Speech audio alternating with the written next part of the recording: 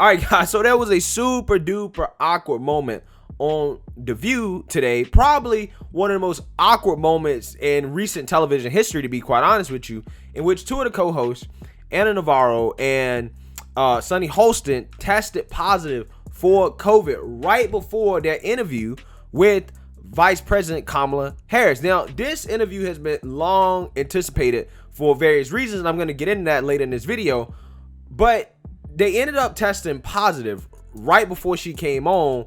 And as you can imagine, that created a super awkward situation that was caught live on television. And I'm going to show you guys that footage. But right before we do that, I got to give my disclaimer here. I'm not making any claims about the virus, the vaccine, mask, the pandemic. I'm not making any claims whatsoever. If you have any questions about the virus, the vaccines, mask, the pandemic, you have any questions about anything related to that, please consult your doctor, right? This conversation is purely about public policy and public policy only. So without further ado, let's roll the clip of one of the most awkward moments in recent television history. Take a look. So when we come back, Vice President Kamala Harris will be here live for her very first in-studio interview. Okay, we're back. There seems to be something happening here that I'm not 100% aware of. Can someone please apprise me of the situation? I need the two of you to step off for a second. Okay. Anna and we're going to bring Sunny you back later. Have to leave. Yeah. Yes. And we'll tell you why. More information later. It's a tease. We'll tell you why in a couple of minutes. So shall I introduce the Vice President? Yes. Okay. So, Vice President, no. Nope. Okay. Shall we dance? Let's do a tap dance. Let's do a tap dance. All right. What? Let's do a short commercial and we'll come back. Talk about what? What else can we talk about for Hot Topics? Okay. Oh. As we always do in television when we're in a tight spot, we'll be right back. Okay.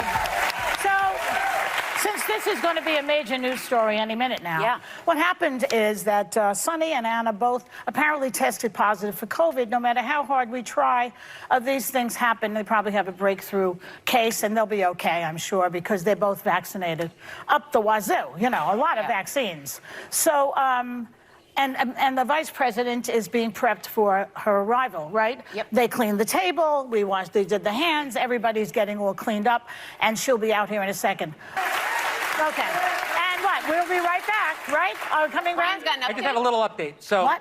I have an update. So just Oh, we have an update. Everything's just being done to be as safe as humanly possible. So what we're going to try to do now is do an interview with the Vice President remotely right in a couple minutes. So that's the plan. We're going to talk to her from another room, So we're going to talk to her remotely, even though she's here. Yeah. even though she's in the building. Just to be safe. Okay, that's good enough for all of us. Yeah. We'll be right back. Thank you. And welcome back. Unfortunately, we don't have Kamala yet. I'm going to have to ask her to come to my house later, that's all. But we still might have her, though. The Secret Service is doing things to make her feel very safe. All right, guys. So first and foremost, I hope that Miss Sunny Hostin and Anna Navarro, I hope they get better, right? Obviously, I don't agree with a lot of their opinions and their views on stuff, but I hope they get better. I hope they make a speedy recovery, right? I'm hoping the best for them, sincerely. Now, I got a couple thoughts that I had immediately after this whole thing happened. First of all, I'm surprised that, considering how close they all kind of sit, relatively, and that they're not masked up, unlike the rest of the audience and everybody else there, I'm surprised that they didn't just clear out the whole studio, right? For as much safety precautions as the left claims that they take in regards to this pandemic and this virus, I was super surprised that they continued to actually run the show after two of these hosts test positive live on television, right? Because, I mean, they all just was sitting there just talking to each other, right? So, you know, I'm not sure exactly how close they were, but at the same time, you would think that that would be a situation where they would just kind of take the safe route and just clear everybody out of the studio. So, you know, I don't know. I'm just kind of surprised they didn't do that. So they ended up having Kamala do the interview remotely in the building, which I guess for Kamala, she kind of dodged the bullet there, right? Because she would have been sitting beside two hostesses who tested positive for COVID, okay? Which would not have been a good situation for her, right? So she kind of dodged a bullet to a certain extent. And she also kind of dodged another bullet as well, as word on the street was that Sunny Hostin had a bone to pick with Kamala Harris over this border crisis involving the Haitian migrants, right?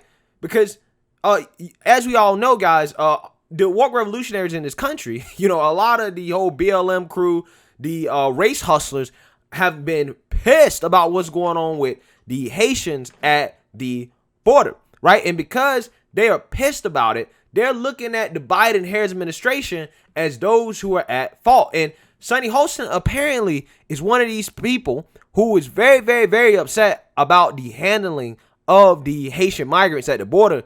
And she had all the smoke for Kamala, right? Matter of fact, here's a clip from yesterday of her talking about how important this issue was to her. Haitian.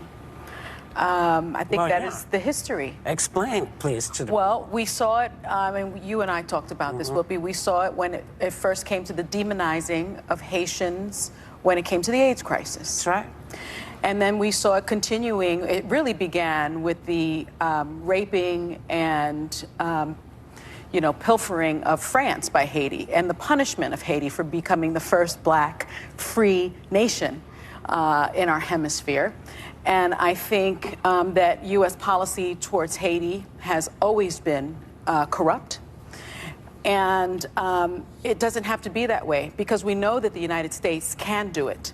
There is a way to do it. There's just no will to do it, because the United States and the White House has promised to bring 95,000 Afghans here. And I'm not saying they shouldn't be brought here, because they should be. Right? Yeah. That is the promise of this country. But if you can bring 95,000 Afghans here, then why are you sending 86 Haitians back on an airplane to a country that has been devastated? So it's not about whether or not there's a way. It's not about that there's a pandemic. But this policy started with the Trump administration. It's called Title 42, and the Trump administration decided to ban migrants, refugees from coming. So when people say, well, get in line, there is no line because of the Trump administration. And there has never been a line for Haitians. And I take this personally because my husband is Haitian. And I have been to Haiti many, many times. And it is a beautiful, beautiful country with a rich culture and a beautiful people. And they should not be treated like this. And enough is enough. All right, guys, so as you can tell, that's a very, very personal issue to her. So she probably has some smoke for Kamala, right? So she probably had a lot of smoke for Kamala. So Kamala, to a certain extent, kind of lucked out not having to do this interview with Sunny, okay? But, Sunny is kind of reaching here when it comes to, talking about how, all this started under Trump. No, it didn't all start under Trump, right? She's talking about Title 42, which, Trump and Biden have been using to expel migrants that are seeking amnesty. Now, the whole thing with Title 42 is that it is used in a situation where we have a crisis like COVID. When we have a disease, a pandemic, that essentially for public safety and health reasons, we just simply can't be taking people into this country, right? And Trump enacted that during the pandemic. That's not something that's always been under Trump. Right? And in my opinion, listen, here's the thing. You can't say you're taking the pandemic seriously if you're letting people in our country and we don't know whether or not they have the virus. So again, you can't have your cake and eat it too on this situation. You can't say we need to take the virus seriously, right? We need to be taking all the precautions and then say, oh no, we should just let everybody into the country, right? Regardless of whether or not they had the virus. No, during a time like this, if you really are taking the pandemic serious, right, I would think that we should have a more strict border policy, right? I think that it is justifiable to have something like that in place. That's why I don't necessarily disagree with what Biden's doing, okay? Even though, yes, I know it's harsh. I get it. But again, you can't have it both ways. If you're taking it seriously, then, hey, we just can't be taking people into the country at this time. Sorry, right? Maybe later, right? When this pandemic wanes down. Who knows? But yeah, she was ready to press Kamala. She was ready. However, Kamala was still asked about the border crisis, and this is what she had to say.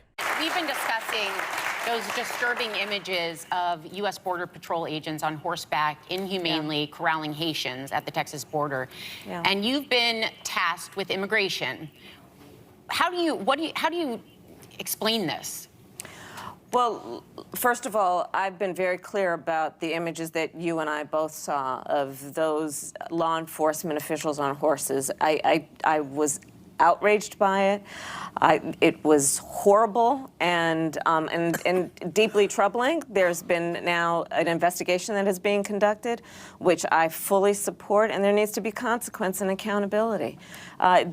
Human beings should not be treated that way, and as we all know, it also evoked images of some of the worst moments of our history where that kind of behavior has been used against the indigenous people of our country, has been used against African Americans during times of slavery. And so I'm glad to know that Ali Mayorkas, the Secretary of the Department of Homeland Security, is taking it very seriously. So, okay, go ahead, now, Sarah. Will the Biden administration halt all deportations of Haitians at the Texas border and allow Haitians to apply for asylum? So, first of all, let me say this. We're not even going to play it, right? I'm not even going to play it because she didn't answer the question, right? And it would just be 3 minutes of wasting you guys' life listening to her try to word salad her way out of that question that I don't think that Sunny would have let her get away with. Essentially, she starts to talk about how bad things are for Haitians and how bad things have been in Haiti and all this and that, okay? Without actually really answering the question. But regardless, in the first part of her answer, she's using the whole, oh, well, you know, those images were terrible and it reminds us of slavery. Playing up the slave narrative, right? Playing up the BS and the fake news about Border Patrol agents whipping Haitians. That's totally just false. Totally false, right? And, you know, for the life of me, I don't understand why she just doesn't come out here and say that. Why don't you just come out here and say they were not whipping those Haitians at the border, period, right? They weren't whipping the Haitians. I'm sorry. There was nothing inhumane about what Border Patrol was doing at the border. They were simply doing their jobs, period, right? But instead of saying that, she's trying to pass the buck to Alejandro Mayorkas, right, who's supposed to be in charge of Homeland Security, but she's the border czar, right? She's his boss, right? You're his boss. So why are you not taking the responsibility? Why are you not saying that you can be better and that you're going to be better and do better in regards to this crisis, right? But instead, you know, the Biden administration, along with Kamala, they just rather blame everybody else, right? Blame the horses, okay? Blame the horses. Blame the Border Patrol agents for doing their jobs. Instead of looking at themselves and saying, how do we contribute, right? Why did we tell all these people to come to this country, knowing that we was going to deport a lot of them, right? Well, a lot of them, they're letting in as well, too, but a lot of them, they're deporting as well, okay? So, I mean, like I said, there really wasn't much gain from this interview, in my opinion, with Kamala. She just kind of went off and spouted the same kind of, you know, fake narrative about, you know, the so-called slavery images, right, that people saw just because a white man was on a horse, you know, corralling Haitians. But like I said, man, I just thought that the whole thing in regards to this whole View thing with Kamala being up there was awkward. I don't know why Kamala is going on The View during a time like this, right? When you have a crisis on your hands, how do you have time to be on The View? Why are you even doing this? I mean, when this first happened, guys, remember, she was doing the coin toss. Right? She's doing a coin toss at Howard University. Now, knee deep into this crisis, where everybody is concerned about it, all eyes on the crisis, she's doing interviews on The View. Like The View is supposed to be some, you know, mainstream news network. It's not. It's just a show with gossiping liberal women. That's what it is. So she finds time to do this, but she can't find time to do her job. And then she wants to blame everybody else and play up false narratives. It really blows my mind. But I'm not really surprised to see it. Let me know what you guys think. Make sure you like, comment, and subscribe. Most importantly, share a Black conservative perspective. Peace.